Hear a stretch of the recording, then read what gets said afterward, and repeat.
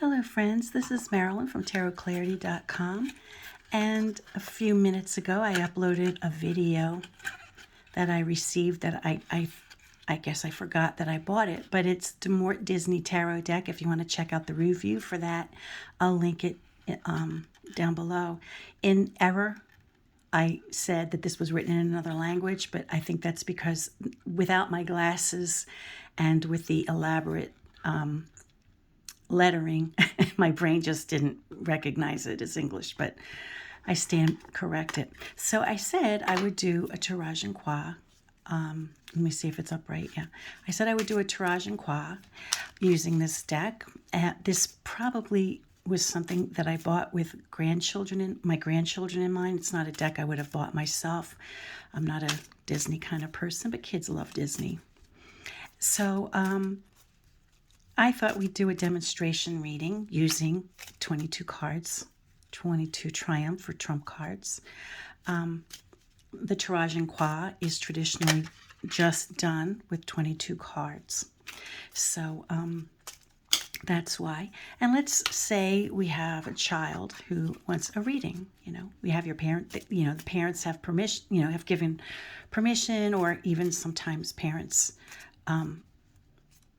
do it. They feel it's helpful for the child to get a reading because it'll give them a perspective. I've done a few for children, only with the parents initiating it, of course, and because they know my style and they know how I interpret the cards and stuff like that. So, but I think sometimes parents do feel as though it's handy for children, or it's kind of attractive to children, but to get a message this way, not from a grown-up telling them that this is how you have to do or this is what you should do, right?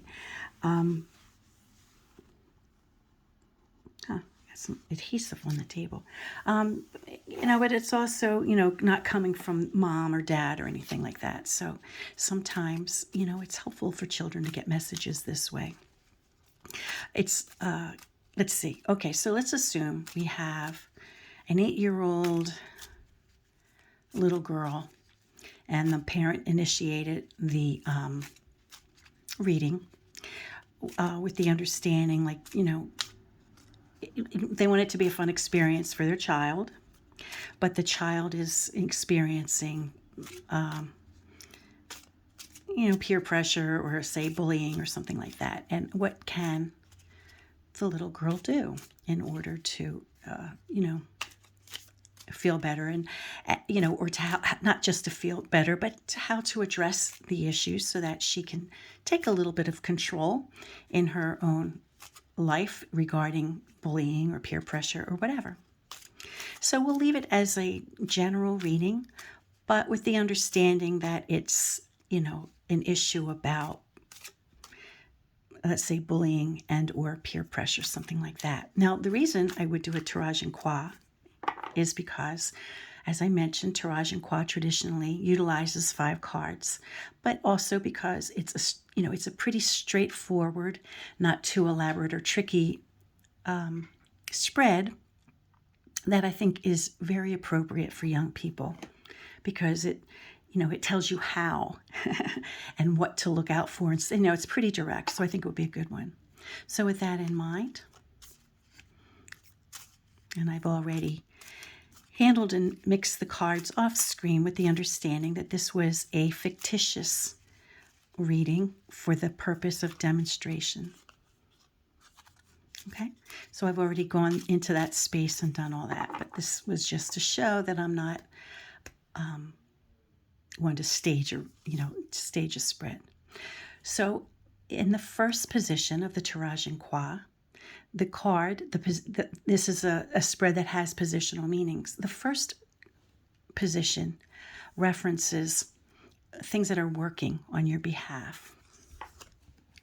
The second position shows what is against you, or what complications or challenges there might be. I apologize for the skip if there was one. My tripod took a fall. Okay, the number 3 position would be what to focus on. Like, what can you do to achieve a better outcome than if you had done nothing. Number 4 is a likely outcome card. It's the likely result, and how wonderful for this little person that they get the world card. But we don't want to get there before we express what they need to do to get there. Tarot readings are great for kids because, it really helps them understand that they're empowered, and there are things they can do to enhance them, to enhance their position in certain social, situations, or that sort of thing. And, also because, if you're dealing with children now, if they're your own children, then, or someone, like a family member that their parents are on board, they know who you are, and they know what you're about. It's always, for strangers, or for people who don't know me, not that they're strangers, but people that I've never met in the flesh, for them to trust me with something like this, speaks a lot, I think, regarding, their open-mindedness. You have to have an open mind, So anyway, I'd appreciate that. Okay, at any rate, there are a few ways to get the quintessential 5th card. Now, the way I do it, and the way I believe it had originally been intended to be done, was you would add up the numbers. 16 plus 2 is 18. 18 and 20 is 38.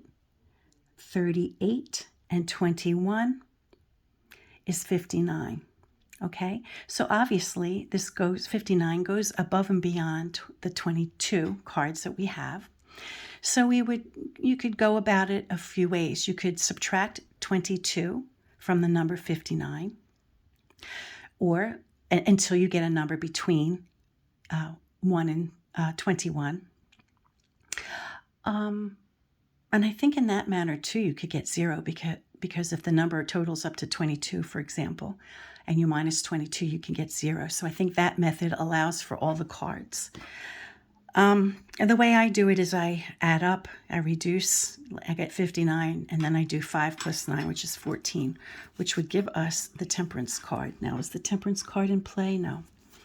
So we would pull the Temperance card. Oh, I didn't take note before which card, which image they used for Temperance. I didn't pay attention. So we have the Blue Fairy. Okay. Well, Temperance, I believe, is a virtue, so she would be she could very classically and, historically be a winged creature or individual.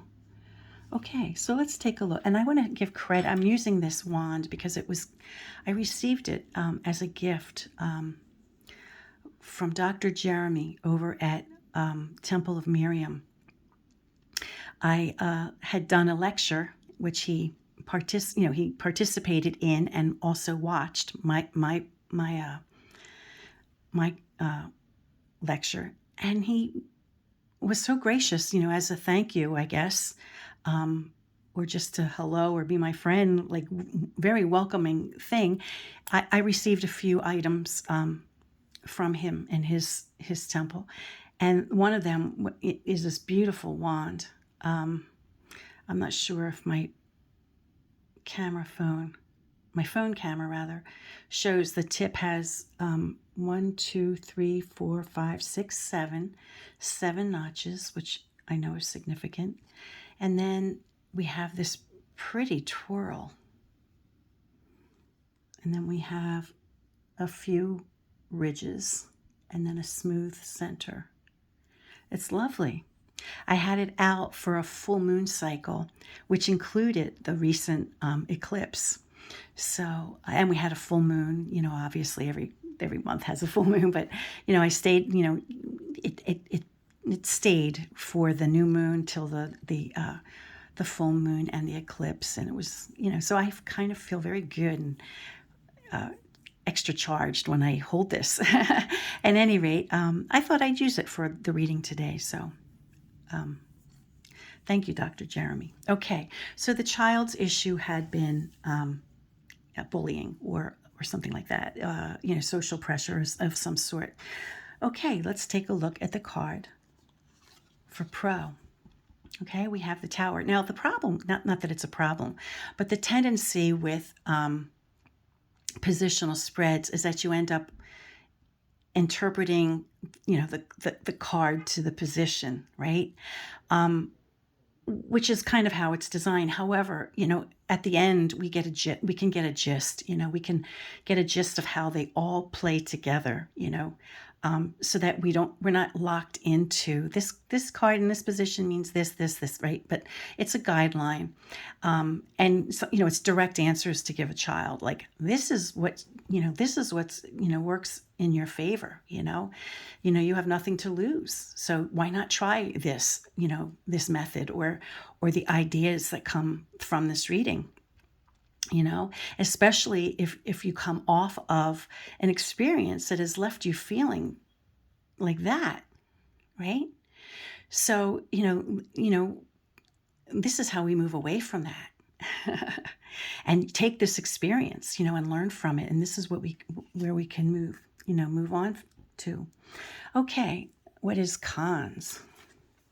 Well, the cons is being judged by your peers, sometimes that includes bullying, right? So the con is perhaps if you do nothing, it will continue in the same way, right? We know that you feel bad, but from that badness comes new growth, can come new things, And the con is you have nothing to lose, really, because you're already feeling this, So in a positive way. As long as it's not irresponsible advice, you would encourage the child that, doing nothing will bring, the same result, and so it might, as soon as you introduce this, this reading to them, there's already the concept of there's something that you can do. So it's very empowering. Okay, what to focus on for optimal results? Well, we have the Popess. Oh, I love how they call it the Popess too, and not the High Priestess. Well, I appreciate that. Okay, at any rate, we have what looks like an upbeat card, and we can say that the individual the little person asks, who's the client, you can say, you don't always have to tell them everything, right? You can be, you can have a few secrets of your own. Knowledge is power, and you don't always have to respond to things, that people do and say, unless you're physically threatened, of course, and to always tell an adult afterwards is, if you're, no matter what it was about. But, but during, a reaction, if you're being like pushed or goaded by peers to respond, you don't necessarily have to. Or you can have it understood in your own mind that you know better than them, right? The female pope, the popess, is the one who has the secrets. She's the one who has the knowledge, right? So trust in yourself, and listen to your instincts and your intuition, and you don't have to respond and all, you don't even have to respond or acknowledge. Sometimes, when I was a kid myself, okay, here's an example. And it might be helpful for a child to hear an example. I wouldn't necessarily go into like something like this with an adult, or you sometimes you can share, but then you make it clear that you're going off the reading and that you're relating an experience from your life, But to get back to what I was saying, as a kid, and there was somebody who, tormented me too, and I remember being given good advice that they'll only react if you give them something to react to. So if their bad behavior, if you just manage to push through it without responding, or without like giving them whatever physical clues that charges them on, you'll become less interesting to them, So it's okay not to react and not to respond, but to, listen to your intuition in any case. Okay, and then the fourth reading is the likely outcome. And I would be, wow, you will definitely see an improvement, if you consider that advice, plus do whatever else, you feel is right for you, or talk to your mommy and daddy, or your mommy and daddy your daddy. Talk to your people, your grown-ups. But, it really looks good as far as I'm concerned, right? And then the quintessential message. The quint is like how overall it will go, or how, the overall message, of all things considered. And temperance in this case would be to, I guess, she falls right under the female pope, right? So, to temper your responses, so to, not with the bullies themselves, or with, and somebody who's agitating you, don't, absolutely, go to grown-ups, of course, but in the moment when you have to experience this, unless your life is at risk or in danger, right? If it's words and you feel safe to walk away and not fight, or whatever it is, then this would be an indicator that, there is something that you can do, and you can, make it less fun for them, and all the other things I said.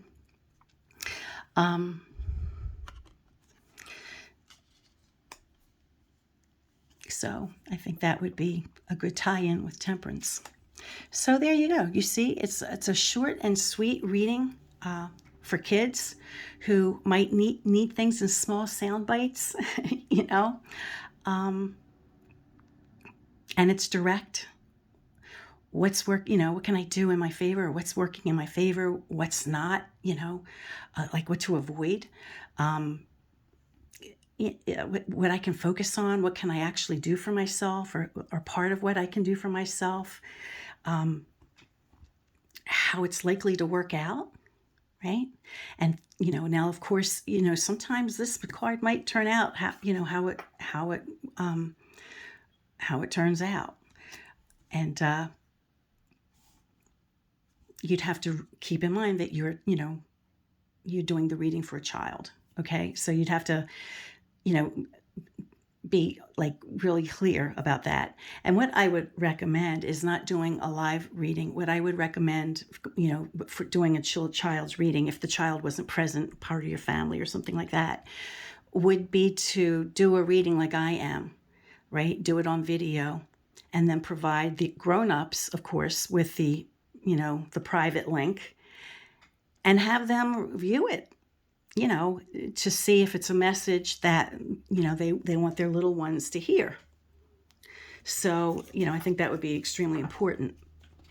But if all's well, then they give it to the child to watch. And anyway, I don't know if I'm going to have a chance to do any more readings between now and Thursday, because this is Thanksgiving Day week, and how hectic it is for us Americans, right? We know that it's a big holiday for most Americans, and people from other places, maybe don't necessarily, know what I'm talking about. But, however it started, now it's just become a big American tradition where you celebrate your family and you get together and you eat a lot of food. And it kind of is the kickoff to the Christmas season. So most people, a lot of people, not maybe most, but a lot of people can relate to that, because that's their experience as well. And I'm not even Christian, but I just very much get involved and very excited about the Yuletide season. So it just is this, it's a winter holiday. It's a winter festival, so that's good enough for me, And so I probably won't be doing any more readings between now until after Friday. So for all of you, whether you celebrate Thanksgiving or not, have a wonderful weekend. And if this weekend happens to jump you into the holiday season, then have a happy holiday weekend. And I'm sure we'll have videos between now and the Yuletide or Christmas, but I just wanted to just say have a good, happy holiday weekend. And until next time, friends, peace and stay well.